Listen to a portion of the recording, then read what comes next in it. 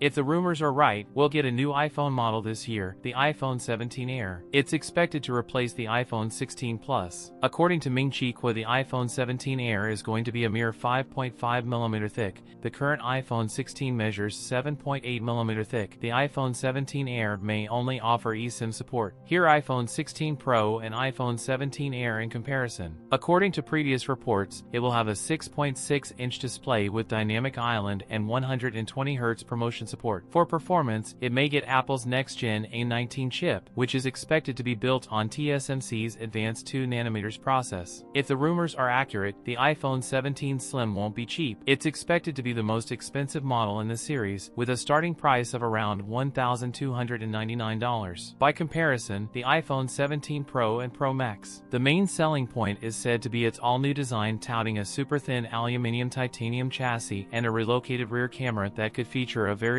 aperture for the first time. As for camera updates, Apple is said to be working on an updated 24-megapixel front-facing camera with a 6-element lens, and the iPhone 17 Pro Max could include an upgraded 48-megapixel telephoto camera, which would be an improvement over the current 12-megapixel sensor. That's it for today's video. If you enjoyed it, don't forget to like, comment, and subscribe for more content. Thanks for watching, and I'll see you in the next one.